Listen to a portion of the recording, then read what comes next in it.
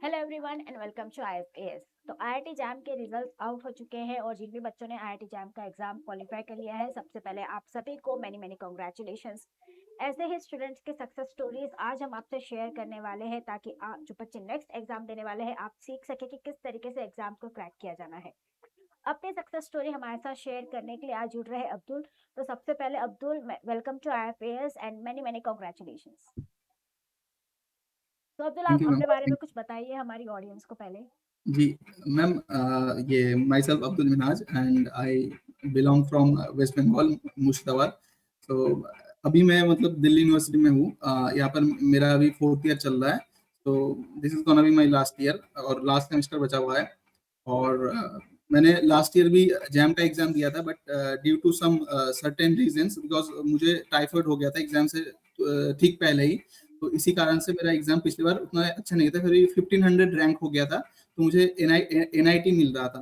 तो उसके ओके। बाद फिर मैंने सोचा था कि इस साल मैं फिर से एक बार ट्राई करूंगा। तो होपफुली इस बार अच्छा गया है। वैसे ही बाकी इस साल मैंने सोचा कि डिफिकल्टी लेवल थोड़ी सी मतलब कम हो जाएगी, बट अनएक्सपेक्टेड था पूरी तरीके से कि डिफिकल्टी लेवल थोड़ा सा ज्यादा ही था। यही थी बस। यस, तो जैसे आपने कहा डिफिकल्टी लेवल ज्यादा था, वो क्लियरली कट ऑफ में भी दिख रहा है कि इस बार कट ऑफ काफी यस मैम। कम गए हैं। सो फिर यस क्या मैम। लगा आपको जब आपने एक्सपेक्ट किया था कि पेपर थोड़ा मॉडरेट या इजी जाएगा, और पेपर जब आपने देखा तो क्या पहले आपके रिएक्शंस थे, कैसे आपने अपने आप को उस टाइम पे काम करके कंपोज किया? मैम, ये मतलब जब मैं एग्जाम देने गया था, दिल्ली में ही मेरा सेंटर था, नोएडा में। तो वहां पर जब मैं एग्जाम देने गया तो जो मतलब आपका फर्स्ट शिफ्ट के जो एग्जाम्स थे, जैसे केमिस्ट्री वगैरह हो गया, तो उसमें बच्चे बोल रहे थे कि बहुत आसान क्वेश्चंस थे। तो इसीलिए मैंने सोचा था कि मतलब एग्जाम तो फिर फिजिक्स का भी कंपेरेटिवली आसान होगा। बट ऐसा नहीं था, फिजिक्स का कंपेरेटिवली डिफिकल्ट था। बल्कि मैं बोलूंगा कि पिछले साल का जो क्वेश्चन था आईआईटी दिल्ली ने जो जैसा बनाया था, तो उसमें क्या हुआ था कि बहुत सारे क्वेश्चंस थे, जैसे मैथमेटिकल फिजिक्स हो गया, फिर आपका क्वांटम मैकेनिक्स हो गया। तो इनमें से कंपेरेटिवली आसान आसान क्वेश्चन इन लोगों ने पूछे थे। बट इस साल क्या हुआ, इस साल इन लोगों ने मतलब आईआईटी बॉम्बे ने मतलब आपका क्वांटम मैकेनिक्स से भी थोड़े से मतलब कॉन्सेप्चुअल ज्यादा बेस्ड करके क्वेश्चन पूछे थे। जैसे आप लोगों ने जैसे बहुत सारे क्वेश्चन कराए थे हमें यूट्यूब चैनल से। मैं वैसे पढ़ता हूँ जो जो आप लोगों का यूट्यूब चैनल वहां से, तो वहां पर आप लोगों ने बहुत सारे क्वेश्चंस करवाए थे। तो मैंने सोचा था कि इन्हीं क्वेश्चंस को अगर मैं रेफरेंस मान के चलूंगा तो होपफुली ये आ जाएगा, क्योंकि आपके जो क्वेश्चंस थे वो पीआईक्यू से बहुत ज्यादा मैच करते थे। तो मैंने सोचा था कि इसमें आ जाएगा। तो मैंने पूरे क्वेश्चन प्रैक्टिस करके गया था। तो क्या हुआ था फिर उसके बाद मैंने देखा कि कॉन्सेप्चुअल क्वेश्चंस बहुत कम थे, मतलब ज्यादा थे। और जो मैथमेटिकल क्वेश्चंस थे वो बहुत मतलब कम थे। तो इसीलिए थोड़ा सा प्रॉब्लम हुआ था, लेकिन फिर भी मैंने ट्राई किया। जो जो मतलब मैंने ऐसा स्ट्रेटेजी बनाया था एग्जाम देखने के बाद कि मुझे ये करना है कि जिससे कम कम से कम नेगेटिव मार्किंग हो। क्योंकि अगर मैं नेगेटिव मार्किंग जितनी ज्यादा हो जाएगी उतनी ज्यादा मेरी रैंक पीछे चली जाएगी। तो फिर मैंने यही किया था कि मतलब मैंने सेक्शन ए से सबसे ज्यादा क्वेश्चन अटेंड किए थे, और उसमें मेरे 25 मार्क्स आ गए थे सेक्शन ए से। ओके, एमसीक्यूज में आपने सबसे ज्यादा किया, पर एमसीक्यूज में नेगेटिव मार्किंग भी ज्यादा होती है, तो फिर आपने यस नेगेटिव मैम। मार्किंग को कैसे मिनिमाइज किया? मैम, ये जैसे जो आपका ये जो आपका मतलब क्वांटम मैकेनिक्स का वाला पार्ट था, तो उसमें दो तीन मैंने क्वेश्चंस किए थे जो पूरे के पूरे सही थे। और उसके अलावा वेव्स एंड ऑप्टिक्स से, फिर उसके बाद आपका सॉलिड स्टेट फिजिक्स से, देन इलेक्ट्रॉनिक्स वगैरह से। तो इलेक्ट्रॉनिक्स के मैंने क्वेश्चन वैसे छोड़े थे, क्योंकि इलेक्ट्रॉनिक्स मुझे उतना अच्छा आता नहीं है। मैं इलेक्ट्रॉनिक्स में बिल्कुल मतलब नूब बोल सकते हैं आप। तो ये फिर उसके बाद जो मैकेनिक्स का पार्ट था, तो मैकेनिक्स के पार्ट में ही बढ़िया गया है। तो ये मेरे स्ट्रॉन्ग टॉपिक्स थे, खास करके मैंने मैथमेटिकल फिजिक्स, मैकेनिक्स और क्वांटम इसमें बहुत बढ़िया करके मतलब मैंने किया था। तो इसमें आगे थे नंबर। ओके, और जैसे कि आपने बताया कि आपने दूसरी बार ये एग्जाम दिया, आपने लास्ट टाइम भी दिया था, और अभी आपका रैंक जो है वो काफी ज्यादा मतलब बहुत अच्छे से यस मैम। इम्प्रूव हुआ है। Yes ma'am. तो क्या फर्क आपने लाया अपने प्रैक्टिस में, क्योंकि कई बच्चे जो है वो इस साल ड्रॉप लेने का सोचेंगे, तो क्या चीजें हैं जिन पे उनको वर्कआउट करना चाहिए अपने रैंक को बहुत इम्प्रूव करने के लिए? मैम, लास्ट ईयर मेरा क्या हुआ था कि मैंने सिर्फ सिलेबस कंप्लीट जैसा कर लिया था। उसमें भी मैंने बस तीन तीन टॉपिक अच्छे से पढ़े थे। एक इलेक्ट्रोमैग्नेटिज्म, फिर दूसरा आपका मैकेनिक्स मैंने बिल्कुल भी नहीं छुआ था, बिल्कुल भी नहीं, जीरो। फिर थर्मल फिजिक्स, एंड आपका होता है वेव एंड ऑप्टिक्स। ठीक है, तो ये तीन मैं करके गया था। तो इन तीनों में से ही मेरे मतलब मैंने किए थे। तो इसमें से मतलब फिर 1500 रैंक आ गए थे। तो पिछले साल मेरा बिल्कुल प्रैक्टिस नहीं था, मैंने एक भी मॉक टेस्ट नहीं दिया था।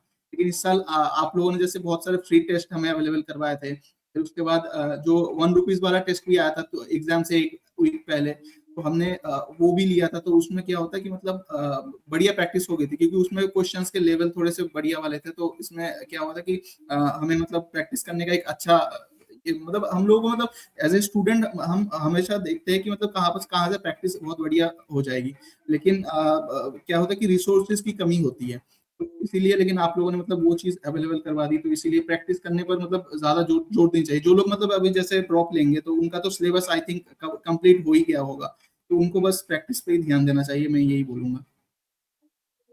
ओके, और कुछ आप बताना चाहेंगे जैसे एनएटी या एमएसक्यू? एमएसक्यू में इस बार कुछ ऑप्शंस थे जो बहुत ज़्यादा कंफ्यूजिंग थे। एंड हाँ, तक मुझे भी यूट्यूब लाइव पे क्वेश्चंस आते थे कि मैम इसका क्या होगा? तो कैसे एमएसक्यू में फिर आपने, क्योंकि वहाँ पे अगर आप सही ऑप्शन सारे सेलेक्ट नहीं करते हो तो मार्क्स पूरे नहीं मिलते हैं, तो एमएसक्यू और एनएटी के लिए आपकी क्या स्ट्रैटेजी थी? मैम आपने एक क्वेश्चन, मुझे याद है कि आपने यूट्यूब में भी एक सेशन लिया था जिसमें आपने एक थर्मल फिजिक्स का एक क्वेश्चन करवाया था कि कोई एक शायद आइसोथर्मल प्रोसेस है, तो उसमें चार चार क्वेश्चन आपको शायद मतलब चार चार ऑप्शन दे दिए थे, तो उसमें से चारों ही ठीक नहीं थे। हाँ। तो उस क्वेश्चन में आपने शायद चैलेंज करने को ही बोला था। तो हाँ। उसमें उसमें मोस्ट प्रोबेबली आईआईटी बॉम्बे ने सबको मार्क्स दे दिया है, मुझे जितना मतलब मैंने देखा। तो ऐसे क्वेश्चन और भी मैंने एक दो क्वेश्चन नोटिस किए थे जो मतलब थोड़े से कंफ्यूजिंग लग रहे थे, और उसमें मैंने मतलब अ, आने के बाद में जब उनका रिस्पांस शीट मतलब अवेलेबल हो गया, तो उसके बाद मैंने क्वेश्चन सॉल्व भी किए कुछ जो मुझसे हुए नहीं थे, और उसके अलावा मैंने कुछ चैट जीपीटी से भी सॉल्व करवाया, तो उसमें से कई सारे क्वेश्चन मुझे लगे, एक दो क्वेश्चन कि इन लोगों ने मतलब इसमें भी गलती की है कि क्वेश्चन सेट करने में, लेकिन उनमें पता नहीं नंबर दिया कि नहीं दिया, लेकिन आपने जो दिया बोला था तो उसमें शायद मोस्ट प्रोबेबली नंबर सबको ही दे दिया है।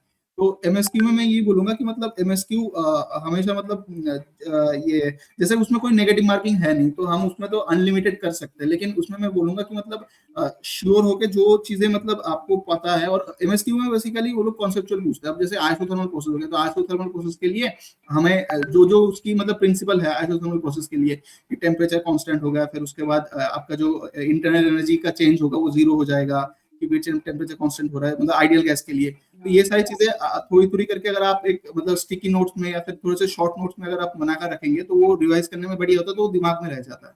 तो इससे एमएसक्यू तो हो जाता है। और एनआईटी के आपने जैसे पूछा, तो एनआईटी के लिए मैं बोलूंगा कि जितना ज्यादा हो सके न्यूमेरिकल प्रॉब्लम सॉल्व करो बस। यस, और कुछ ट्रिक्स आप बता सकते हो विदाउट वर्चुअल कैलकुलेटर्स, अगर अप्रोक्सीमेशंस आपने कुछ यस मैम। ट्रिक्स आपने डेवलप की हो? ट्रिक में बहुत टाइम होता है कि बहुत सारे मतलब पावर के फैक्टर्स आ जाते हैं ना, कि 10 to the power 34, 10 to the power 60 ऐसे भी आ जाते हैं। तो उसमें मैं बोलूंगा कि उसको डायरेक्ट कैलकुलेटर में पुट करने से अच्छा आप एक काम करो, जो डेसिमल पॉइंट वाले हैं छोटे छोटे, तो उसको अलग कर दो और पावर का कैलकुलेशन आप अलग करो, क्योंकि जैसे 10 to the power -60 है और 10 to the power 30 है, +30, तो हमें हाँ। क्या करना है, बस 60 से 30 को माइनस ही करना है, तो 10 to the power -30 बचेगा हमारे लिए। तो आप वो खुद से ही कर लो, क्योंकि उसमें उसको अगर आप कैलकुलेटर में फिर से डालोगे तो हो सकता है बहुत टाइम की कैलकुलेटर में आपका गड़बड़ हो सकती है। तो जो आपका हो सकता है, अब आईआईटी ने इस बार मैंने देखा आईआईटी बॉम्बे ने कि जो आपका मतलब फ्रैक्शन एक एक बहुत सारे न्यूमेरिकल थे, तो उसमें उन लोगों ने क्या किया था कि मतलब सपोज कि कोई एक मैं पावर में गलती कर रहा हूँ किसी एक न्यूमेरिकल में, तो उसका जो आंसर होगा वो भी ऑप्शन में दिया हुआ है, और जो राइट आंसर है वो भी दिया हुआ है। तो अब क्या होता है कि बहुत टाइम की मैंने गलती तो कर दी, लेकिन मेरा ऑप्शन जो आ रहा है वो आपका इससे मैच हो जा रहा है, तो हम सोचते हैं कि भाई यही राइट ऑप्शन है तो इसमें टिक कर दो, बट ऐसा नहीं है। तो आप हमेशा क्या करो कि पावर का जब भी कोई फैक्टर है तो उसको आप अलग से खुद से करो उसको, और बाकी जो डेसिमल वाला है कि 6.09 ऐसा करके डिवाइड बाय 0.66, तो इसको तो आप आराम से कैलकुलेटर में डिवाइड करके कर सकते हो। Yes, that's very good. और ये हम टाइम टू टाइम हम भी बच्चों को बताते रहते हैं, पर कितने बच्चे वो फॉलो करते हैं उस पर डिपेंड करता है। Yes ma'am. यस, तो यस अब मैम। आपके फ्यूचर प्लान्स क्या है? अब किस आईआईटी को आप एम मैम कर रहे हो, आगे क्या करना चाहते हो? मैम अभी मतलब मैंने सोच रखा है कि मतलब जो आईआईटी धनबाद है इसमें इसमें मोस्ट प्रोबेबली हो जाए, क्योंकि पिछली बार भी ये 800 रैंक तक हो गया था, तो उसके इसीलिए मैं सोच रहा हूँ कि आईआईटी धनबाद दूंगा। और बाकी कुछ रिसर्च इंस्टीट्यूट भी है जैसे नाइजर वगैरह, या फिर कुछ आइजर भी है, तो उसमें इंटरव्यू का सीन है, तो इंटरव्यू में देने की कोशिश करूंगा उसमें। क्योंकि मोस्ट प्रोबेबली मतलब अगर इंटीग्रेटेड, मुझे लगता है कि इंटीग्रेटेड जो पीएचडी होता है वो ज्यादा कन्वीनियंट होता है, क्योंकि मुझे फिर बाद में फिर से देने की जरूरत नहीं पड़ेगी, क्योंकि मैं अपना जो करिकुलम है उसको कंटिन्यू रख पाऊंगा, तो इसी कारण से। Okay, that's great, that's great. All the best for your future. कुछ आखिरी टिप्स यस मैम। आप, लास्ट टिप हमारे बच्चों को देना चाहेंगे? अभी सीयूईटी का एग्जाम भी आ रहा है, जस्ट ट्यूसडे को मैम एग्जाम है, बस कुछ टिप्स आप देना चाहेंगे? बस यही है कि मतलब जो आप लोग बता रहे हैं, मतलब जैसे मैंने आप लोगों को मतलब मेरी जो मतलब इस बार भी जो आपकी मतलब प्रिपरेशन थी वो मैंने मतलब लास्ट एंड में ही बहुत बढ़िया तरीके से की, उससे पहले मतलब ज्यादा पढ़ा नहीं था मैंने। तो इसीलिए मैं बोलूंगा कि जो आप लोग मतलब खास करके आप लोगों के जो यूट्यूब के सेशन है ना, वो सबसे ज्यादा हेल्पफुल है, मैं बताऊंगा। किसी के पास अगर प्रीमियम बैच भी नहीं है जिनको मतलब अफोर्ड करने की मतलब कैपेबिलिटी नहीं है, तो मैं बोलूँगा कि आप यूट्यूब को डेली का डेली फॉलो कीजिए, और जो इवनिंग में सेशंस होते हैं तो वो कीजिए। और क्वेश्चन जो आप लोग लाते हैं, मतलब मैं I really want to appreciate all of you, because ये आप लोग जो क्वेश्चंस लाते हैं वो लिटरली मतलब पूरा एग्जाम ओरिएंटेड होता है, और उसके साथ-साथ बहुत ज़्यादा मतलब एग्जाम को कवर कर लेता है, सारे सारे टॉपिक्स को। तो कोई भी चीज़ छूट नहीं जाती, खास करके आपने जो क्वांटम मैकेनिक्स के क्वेश्चंस करवाए, फिर उसके बाद जो मैकेनिक्स से क्वेश्चन करवाए थे वो बढ़िया है। फिर एक सर है जो मैथमेटिकल फिजिक्स के कराते हैं, मैंने उनका नाम नहीं पता, तो वो भी बहुत बढ़िया। फिर एक वेस्ट बंगाल से भी एक सर है, तो वो भी बहुत बढ़िया कराते हैं मैकेनिक्स के क्वेश्चंस। हाँ, तो मैं बोलूँगा कि आप लोगों के जो मतलब डेली के क्लासेस है वो सबसे ज़्यादा बढ़िया है कि आप फॉलो कीजिए, और उसमें से ही मतलब क्वेश्चन प्रैक्टिस कीजिए। बाकी मैंने मतलब अलग कुछ नहीं किया था, मतलब कि मुझे अलग और भी कुछ करना है, मैंने कोई टेस्ट सीरीज लेना है, ऐसा कुछ नहीं किया था। बस मैंने आपके ही जो क्वेश्चंस थे वही उन्हीं को मतलब 12 प्रैक्टिस किया था, और बाकी रिवाइज करते जाओ डेली का डेली, मतलब जो शॉर्ट नोट्स है उसको रिवाइज कर दो। Short notes is are very important. अगर शॉर्ट नोट्स नहीं है तो फिर आपका रिवीजन बिल्कुल भी नहीं होगा, मेरे हिसाब से ऐसा लगता है। Okay, that's great. Thank you so much, Abdul, and congratulations once again. All the best for your futures. Thank you ma'am. Thank you. Thank you. Thank you.